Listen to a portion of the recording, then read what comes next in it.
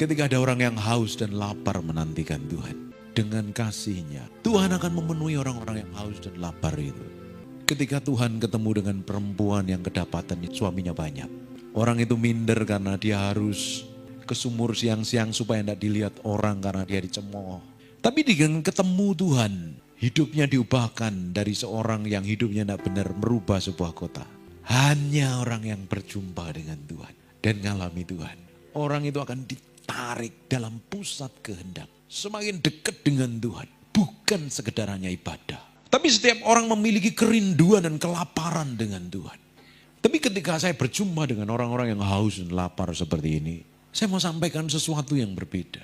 Karena dimulainya sebuah kegerakan itu bukan hanya acara. Pelayanan dilahirkan bukan karena program. Ibadah terjadi yang powerful, yang urapannya power bukan karena sebuah acara. Tapi dimulai dengan membangun keintiman dengan Tuhan. Saya jadi hamba Tuhan dari tahun 98. Lama sekali. Orang kenal saya tahun 2021. Dibutuhkan waktu yang lama, proses yang lama.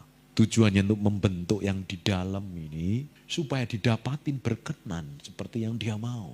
Karena di kitab Yesaya 43:21, umat yang telah kubentuk bagiku akan memberitakan kemasyuranku. Seringkali Tuhan mau pakai kita ini memberitakan kemasyurannya dengan otoritas, dengan kuasa, dengan pengaruh, bahkan dengan berkat yang besar.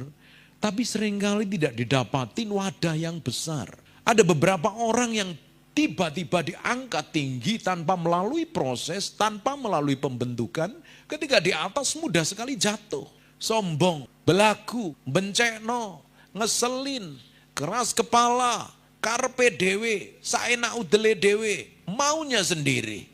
Dan orang yang dibentuk Tuhan tadi lewat perjalanan namanya permukaan yang di dalam batin ini loh. Harus dialami setiap orang Kristen. Cara tercepat untuk menikmati perjalanan penuh powerful dan kuasa itu. Seperti di kitab Korintus dikatakan, kita akan berjalan dari kemuliaan satu pada kemuliaan yang lain. From glory to glory. Dibawa semakin menjadi serupa segambar dengan Tuhan. Sehingga orang bisa melihat kemuliaan yang terang-terangan manifestasi memancar melalui kehidupan kita. Itu dimulainya dengan bukan sekedar ibadah. Tapi hatimu haus dan lapar. Sebuah kegerakan yang besar datangnya dari orang yang haus dan lapar memberi dirinya sepenuhnya di hadapan Tuhan. Membangun keintiman dengan Tuhan.